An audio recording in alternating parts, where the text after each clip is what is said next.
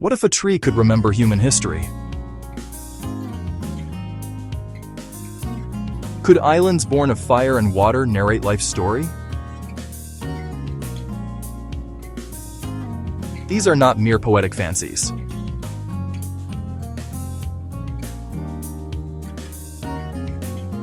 Across our planet lie places that have witnessed the grand sweep of time.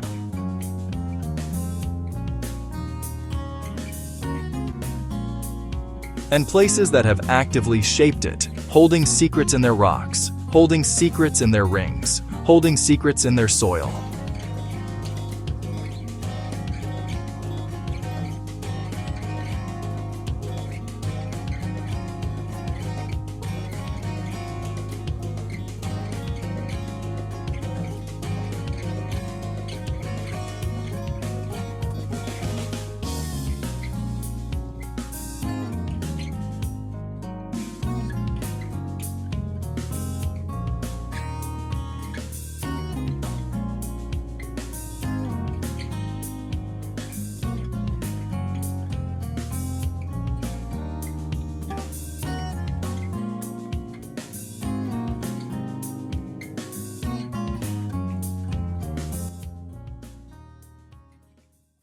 A profound, often overlooked connection between the wild and the civilized, between the slow, patient work of geology and the fleeting, urgent drama of human existence. Our journey today follows a simple path. We begin with a wonder of nature and then uncover the surprising historical payoff. From the highest, coldest mountains to the depths of the oldest lake, exploring landscapes more than scenery, living libraries, archives of evolution, cradles of civilization, how the earth guided our hand.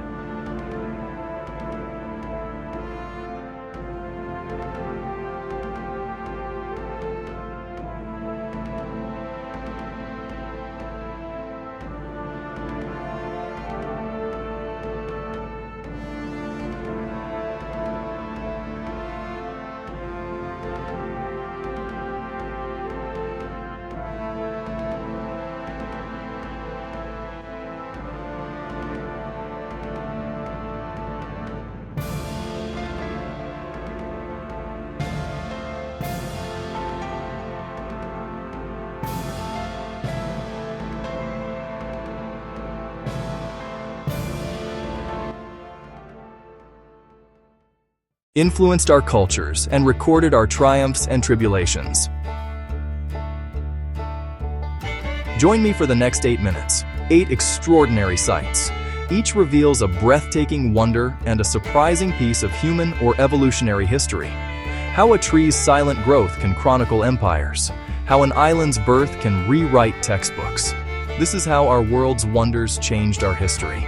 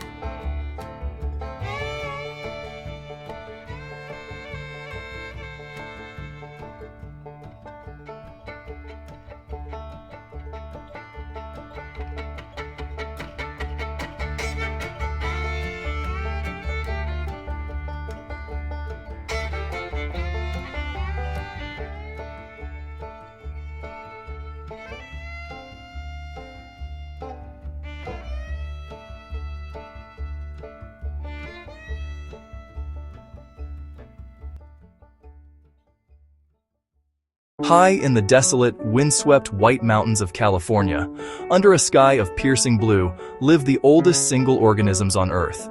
These are the Great Basin bristlecone pines. They are not giants, like their sequoia cousins. Instead, they are gnarled, twisted figures of wood, sculpted by millennia of wind, ice, and relentless sun. Their beauty lies not in grandeur, but in an almost unbelievable resilience.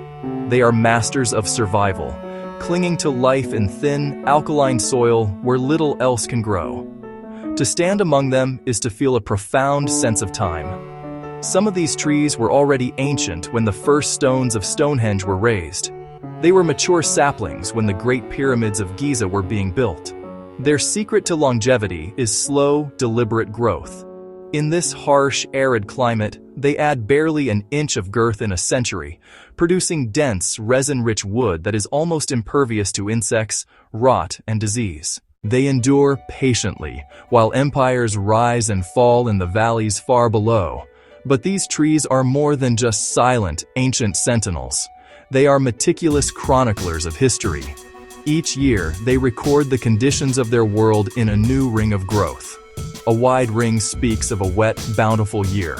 A narrow one tells of drought and hardship. By cross-referencing the patterns in living and dead trees, scientists have built a continuous timeline stretching back over 10,000 years. This is dendrochronology, the science of reading time in trees. And the bristlecones are its most precious manuscript. And here lies the history payoff. Their rings have revealed climatic shifts that directly influenced human history. They show us the precise timelines of prolonged droughts that may have pushed early peoples out of the Great Basin, forcing migrations across the continent. They record volcanic winters that dimmed the sun and caused crop failures for ancient cultures thousands of miles away.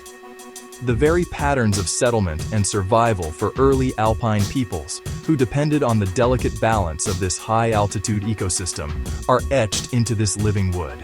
These trees, in their silent, patient existence, have provided us with an unerring calendar for the ancient world.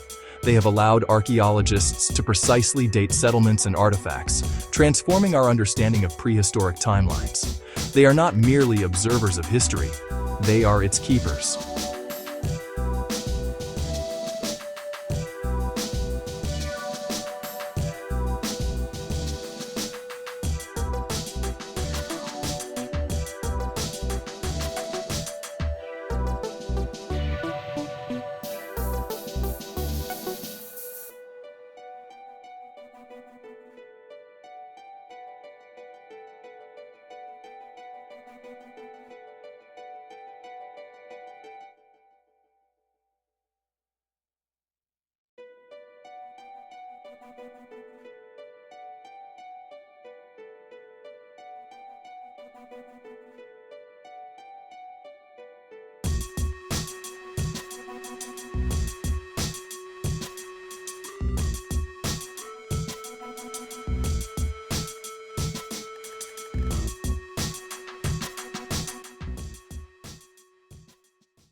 On the 14th of November, 1963, south of Iceland, the sea began to boil.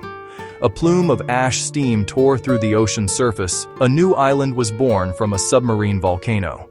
Fishermen watched in astonishment. Molten rock exploded into the sky, building a cone of black tephra that rose, day by day, from the waves.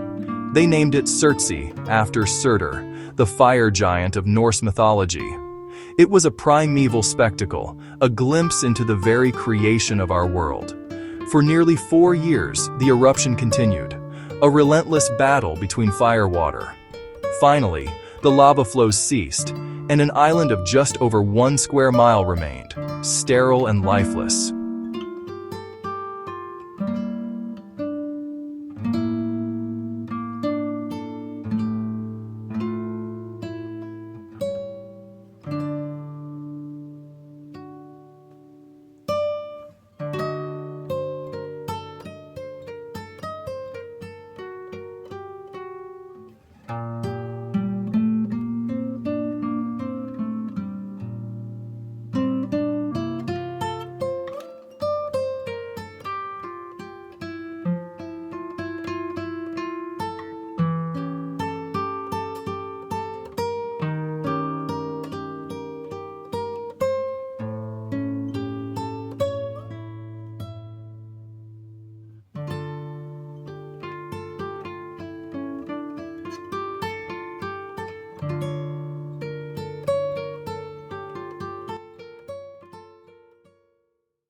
It was a blank slate, a barren landscape of volcanic rock and ash, seemingly inhospitable to any form of life. But for scientists, Surtsey was not an end. It was a beginning. It presented a unique, once-in-a-lifetime opportunity to watch, in real time, as life colonizes a brand new piece of Earth. The first pioneers were microscopic. Bacteria molds arrived on the wind and waves, beginning the slow, essential work of breaking down the volcanic rock and creating the first rudimentary soil. Then came the seeds, carried by ocean currents or the wind. The first vascular plant, a sea rocket, was found growing on the northern shore in 1965, a tiny speck of green against the black sand. It was a momentous occasion, the first foothold of a new ecosystem. In the decades that followed, scientists meticulously documented every new arrival. Insects blown off course from nearby islands found a home. Birds, first gulls fulmars, began to use the island as a resting spot and then as a nesting ground. Their droppings, rich in nitrogen, dramatically accelerated soil formation, creating fertile pockets that allowed more complex plants, grasses, sedges, and eventually even a small willow to take root. A complex web of life was weaving itself together from nothing. And this is where Surtsey changed history. Before this island appeared, our understanding of ecological succession was largely theoretical, based on observing land previously cleared by glaciers or fire. Surtsey provided a perfect natural laboratory, free from prior biological influence. The data gathered here, tracking the pace and pattern of colonization, revolutionized ecological science. 600 miles off the coast of Ecuador lies an archipelago of volcanic islands, a world unto itself. The Galapagos. Here, life has evolved in isolation for millions of years, taking on forms found nowhere else. Marine iguanas bask on black volcanic rocks. Marine iguanas, the only lizards to forage in the sea, swim and feed underwater. Giant tortoises, lumbering ancients for whom the islands are named, graze in the highlands. And flightless cormorants with their withered wings demonstrate what can happen when there are no predators to escape from. It is a land of extraordinary contrasts. On one island, penguins, creatures of the Antarctic cold, live almost on the equator, sustained by the cool, nutrient-rich waters of the Humboldt Current. On another, blue-footed boobies perform their comical courtship dance, their startlingly bright feet a signal of health and vigor. Each island, and even different volcanoes on the same island, hosts its own unique assembly of life, a mosaic of evolutionary experiments. In 1935, a young naturalist aboard HMS Beagle stepped ashore here. His name was Charles Darwin. He spent 5 weeks exploring this strange and wonderful world, collecting specimens and making detailed observations. He noted that the mockingbirds differed from island to island. He saw that the tortoises had differently shaped shells depending on their home island, domed on islands with lush ground vegetation, and saddle-backed on drier islands where they needed to stretch their necks to reach taller cacti. It was the finches, however, that provided one of the most compelling clues. Some had powerful, stout beaks for cracking tough seeds. Others had slender, probing beaks for catching insects. He wondered if these varieties, and indeed all the unique life he saw, had arisen from a common ancestor, with each group adapting over countless generations to the specific conditions of its island home. This was the revolutionary history payoff. The observations Darwin made in the Galapagos were a cornerstone for his theory of evolution by natural selection. The islands were a living demonstration of his idea, a microcosm of the evolutionary process. The finches, the tortoises, the iguanas, they all told a story of adaptation and diversification. When Darwin published On the Origin of Species 20 years later, it was these islands that provided some of his most powerful evidence, completely rewriting our understanding of life on Earth and our own place within it.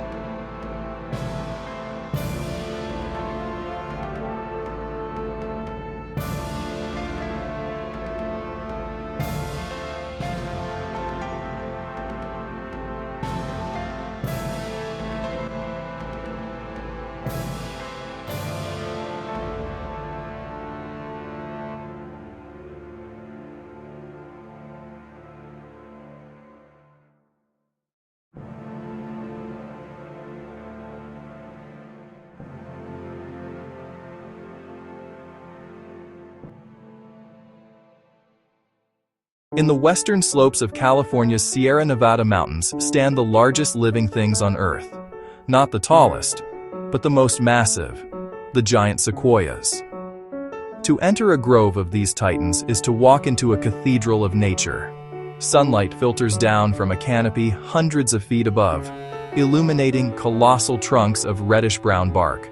Some are so wide that a road could pass through them. Their scale is almost impossible to comprehend. They are monuments of living wood. Their longevity is as staggering as their size. Many have stood for over 2,000 years, silent witnesses to the entire arc of Western civilization. They have survived countless fires, droughts, and storms. Their thick, fibrous bark, sometimes 2 feet thick, is remarkably fire-resistant, insulating the living tissue within from the heat of forest fires. Indeed, they depend on fire. The heat helps their cones to open and release their seeds onto a forest floor cleared of competing vegetation. For millennia before European arrival, these groves were sacred places for indigenous peoples, such as the Mono and the Miwok. The trees were woven into their cultural and spiritual lives, seen not as resources to be exploited, but as respected elders, living beings with a powerful presence. Oral histories and traditions spoke of the trees' immense age and power, and their relationship with the forest was one of balance and stewardship, using controlled burns that mimicked natural fire cycles to maintain the health of the groves. First, they became a symbol. As 19th-century settlers and loggers encountered the groves, tales of their immense size spread, sparking a rush to exploit them for timber and a powerful public outcry to protect them. The felling of these ancient giants was seen by many as a form of sacrilege, an act of profound disrespect for nature's grandeur. This sentiment became a powerful catalyst for the burgeoning conservation movement in America. The fight to save the sequoias led directly to the creation of some of the world's first national parks. Sequoia Yosemite. The legal battles fought over these trees established critical precedents in environmental law, shaping the very concept of public land set aside for preservation rather than profit. The giant sequoias, through their sheer majesty, forced a young nation to confront its relationship with the wilderness, and in doing so, helped to forge the modern environmental movement and the legal framework that protects our most precious natural wonders today.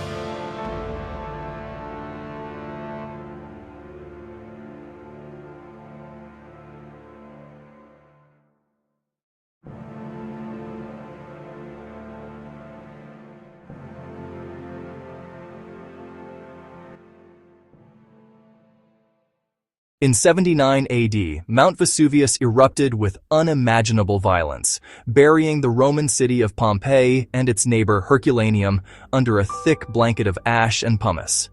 The destruction was absolute, freezing a moment in time and creating one of the world's most famous archaeological sites. For centuries, the story of Pompeii was one of death and preservation, of plaster casts of victims and perfectly intact mosaics. It was a city sealed in a tomb of its own making, a testament to the destructive power of nature. But as archaeologists carefully excavated the city, they began to find another story. One not of death, but of life. Beneath the layers of volcanic debris, they discovered the ghostly imprints of root systems.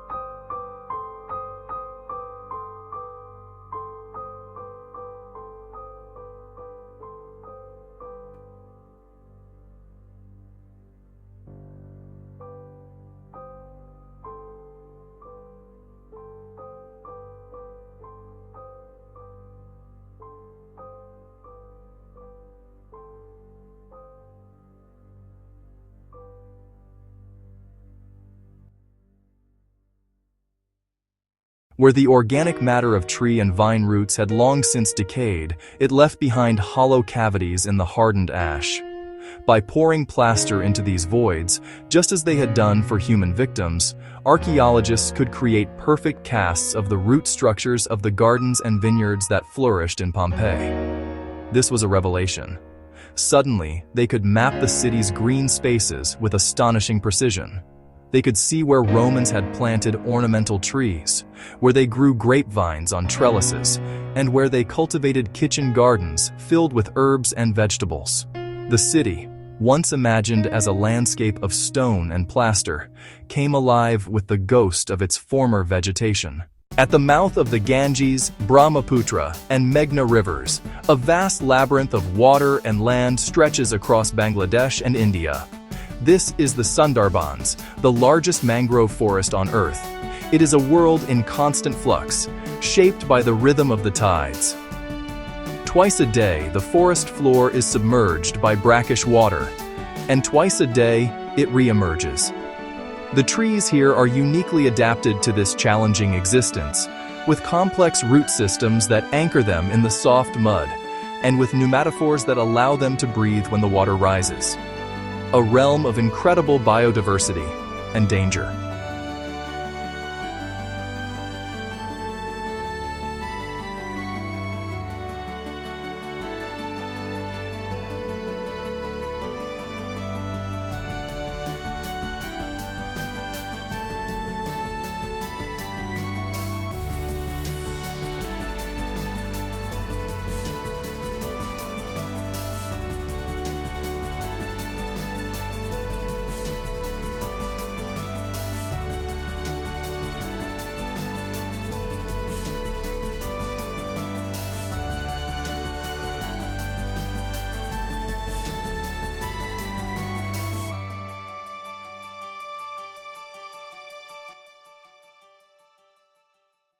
Life here is a delicate, often brutal dance between hunter and hunted, played out across a shifting tidal stage. For centuries, this landscape has been home to human communities. The Mowalis, honey collectors, ventured deep in search of giant rock beehives, climbing trees and chanting prayers to Bonbibi for protection. Fishermen cast nets in nutrient-rich estuaries, their lives tied to the cycles of the moon and the tide. Living here requires intimate knowledge of the forest's moods and dangers. The Sundarbans shaped human settlement and history in the Bengal Delta. The dense mangrove maze acted as a natural barrier, influencing empires. It was notoriously difficult for invading armies to navigate, giving local kingdoms a degree of autonomy. In the heart of Siberia lies a wonder of the aquatic world, Lake Baikal. It is a lake of superlatives. By volume, it is the largest freshwater lake on Earth. It contains nearly a quarter of the world's unfrozen surface fresh water. It is the world's oldest lake, over 25 million years old. It is also the deepest, plunging down more than a mile in places. In winter, it freezes with ice so clear and thick you can see into the dark water below. Its immense age and isolation made it a crucible of evolution. Over 2/3 of the thousands of species in Lake Baikal are endemic. They are found nowhere else on Earth. The most famous is the Baikal seal, the Nerpa, the only exclusively freshwater seal. How its ancestors arrived here remains a fascinating scientific puzzle. The lake teems with strange life: translucent, oil-rich golemyanka fish, armies of tiny amphipods, the lake's janitors.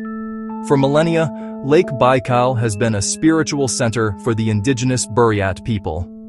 They call it the Sacred Sea. Shamans perform rituals on its shores and islands. The historical payoff, however, lies at the bottom. Millions of years of sediments have drifted down, layer by layer. That sediment bed, over 4 miles thick in places, is a continuous climate archive. By drilling deep cores, scientists read Eurasia's environmental history stretching back hundreds of thousands of years. Sediment cores act like a book, each layer a page. Pollen. On the Konya plain of modern-day Turkey lies the ghost of a revolution. It is not a city of grand monuments or royal palaces, but a sprawling mound of earth containing the densely packed remains of mud brick houses. This is Çatalhöyük, one of the world's earliest urban settlements. It flourished over 9,000 years ago during the Neolithic. For thousands of years, up to 8,000 people lived in a tightly clustered community. A proto-city without streets, homes entered from the roof via ladders. The society that built Çatalhöyük was remarkably complex and egalitarian. Archaeologists have found no clear evidence of a ruling class or central authority. Life seems to have been organized around the household. The inhabitants decorated their homes with elaborate murals of hunting scenes. They used geometric patterns as decoration. They displayed imposing sculptures of bulls' heads. They buried their dead beneath the floors of their homes, maintaining a close connection with their ancestors. But why here? The answer lies not just within the mound itself, but in the surrounding landscape. 9,000 years ago, this area was not the arid plain it is today. It was a rich and varied wetland mosaic, fed by the Çarşamba River. Marshes teemed with waterfowl. Marshes teemed with fish. Wet meadows provided grazing for wild cattle. Wet meadows provided grazing for deer. Wet meadows provided grazing for boar. The surrounding forests offered timber. The surrounding forests offered nuts. From the rings of a gnarled pine to the sediment at the bottom of a sacred lake, we have seen that the natural world is not a passive stage for the human drama. It is an active participant, a shaper of destiny, and a keeper of records. The birth of an island rewrites our textbooks. The resilience of a forest teaches us law, and the ghost of a Roman garden tells us what was for dinner. Each wonder holds a piece of the puzzle of who we are and how we came to be. These stories remind us that history is not confined to dusty books and crumbling ruins. It is written in the land itself, in the DNA of isolated creatures in the pollen, buried beneath a city, and in the very fabric of an ecosystem that has sheltered humanity for millennia. Thank you for joining me on this journey through time and nature.